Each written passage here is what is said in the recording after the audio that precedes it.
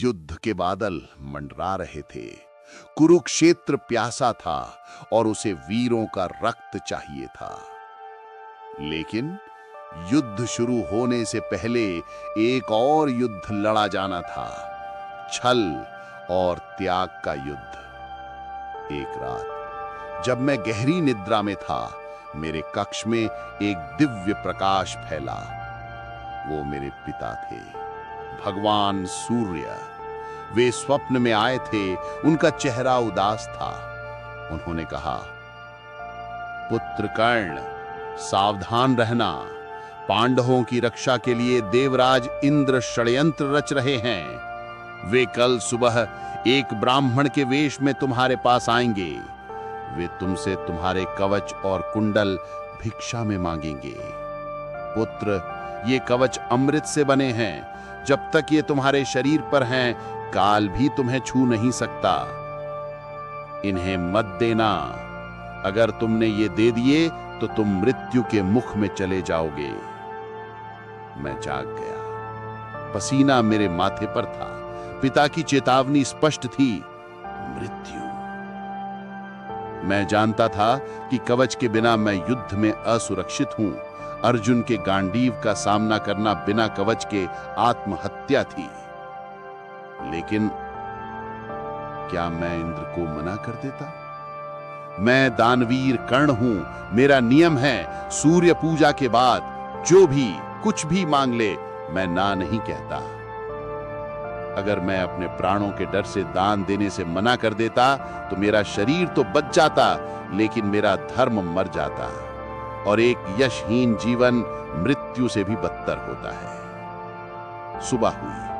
मैं रोज की तरह गंगा किनारे खड़ा था, सूर्यदेव को अर्घ्य दे रहा था। तभी मुझे पीछे से खड़ाऊं की आवाज सुनाई दी, भिक्षाम देही। मैं पलटा। सामने एक वृद्ध ब्राह्मण खड़ा था, कमजोर शरीर, कांपते हाथ, लेकिन उनकी आंखों में एक अजीब सी चमक थी। वो चमक किसी भूखे ब्राह्मण की नहीं, किसी राजा की थी। मैं उन्हें पहचान गया। वे देवराज इंद्र थे। मैं मुस्कुराया। मैंने प्रणाम किया। प्रणाम विप्रवर, अंगराज कर्ण आपका स्वागत करता है। मांगिए, क्या चाहिए? गाय, सोना, गांव, हीरे, मेरे पास जो भी है सब आपका है। ब्राह्मण ने सिर हिलाया। नहीं राजन, मुझे धन दौलत नहीं चाहिए। मुझे कुछ ऐसा चाहिए जो केवल तुम्हारे पास है। आदेश करें द्विजश्रेष्ठ। उन्होंने कहा, मुझे तुम्हारे शरीर से जुड़े ये कवच और कुंडल चाहिए। गहरा सन्नाटा, फिर एक भारी सांस। आकाश थम गया। सूर्य बादलों में छिप गए, मानो अपने पुत्र का विनाश नहीं देखना चाहते थे। मैंने इंद्र की आंखों में देखा। कवच, कुंडल? मैंने हंसते हुए कहा, विप्रवर, ये तो मेरे शरीर का हिस्सा हैं। ये मेरी खाल है। आप मेरे प्राण मांग रहे हैं। वे छुप रहे। मैं समझ गया वे छल करने आए थे। मेरे पास दो रास्ते थे। मैं कह सकता था कि मैं ये नहीं दे सकता, कुछ और मांग लो। लेकिन तब इतिहास कहता कि कर्ण अपनी जान बचाने के लिए पीछे हट गया। मैंने अपनी कटार यानी छुरा निकाली। आहा! रक्त की एक तेज धार फूट पड़ी। दर्द, वो दर्द असहनीय था, जैसे कोई मुझे जिंदा छील रहा हो। लेकिन मेरे हाथ नहीं कांपे। मैंने कवच को अपनी पसलियों से अलग किया। मांस फट रहा था, हड्डियां दिख रही थीं। मेरा पूरा शरीर खून से लथपथ हो गया था। गंगा का पानी लाल हो गया। मैंने एक एक करके कवच के टुकड़े अपने शरीर से नोच कर निकाल दिए। फिर मैंने अपने कानों से कुंडल काटे। खून मेरी आंखों में भर गया था, लेकिन मेरे चेहरे पर एक विजय की मुस्कान थी। मैंने वो खून से सने कवच और कुंडल अपने हाथों में उठाए। वे अभी भी गर्म थे। मैंने उन्हें ब्राह्मण के हाथ में रख दिया।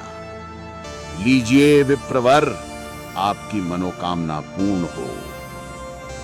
इंद्र, वो महान देवता, कांपने लगे। उनके हाथ से वो कवच छूटने लगा। उन्हें अपनी लघुता का एहसास हुआ। वे छल करने आए थे, लेकिन मेरी उदारता ने उन्हें परास्त कर दिया था। वे अपने असली रूप में आ गए। कर्ण, तुम मानव नहीं हो सकते। देवता भी अपनी अमरता का त्याग नहीं करते जो तुमने किया है। मैं लज्जित हूं कर्ण। मांगो, तुम मुझसे क्या चाहते हो? मैं दर्द से करा रहा था, पर मैंने कहा, मुझे कुछ नहीं चाहिए देवराज। दान देकर बदले में कुछ मांगना व्यापार है, दान नहीं। लेकिन इंद्र नहीं माने। उन्होंने मुझे एकाग्नि यानी वासव शक्ति अस्त्र दिया। ये अस्त्र अचूक है कर्ण, लेकिन तुम इसे केवल एक बार, केवल एक शत्रु पर चला सकोगे। वे चले गए। मैं वहां रेत पर गिर पड़ा। मेरा शरीर छलनी था। मैं अब अमर नहीं था। मैं अब एक सामान्य मनुष्य था, जिसे कोई भी बाण मार सकता था। लेकिन उस दिन मुझे अपने अंदर एक अजीब सी शक्ति महसूस हुई। कवच खोकर भी मैं हल्का महसूस कर रहा था, क्योंकि मैंने दुनिया को दिखा दिया था कि एक सूत पुत्र का हाथ देवताओं के राजा से भी बड़ा हो सकता है। मैंने मृत्यु का सौदा करके अपनी कीर्ति को अमर कर लिया था। अब बस युद्ध का शंखनाद बाकी था। ऐसे ही नवीनतम वीडियो के लिए चैनल को लाइक, शेयर और सब्सक्राइब करें। धन्यवाद।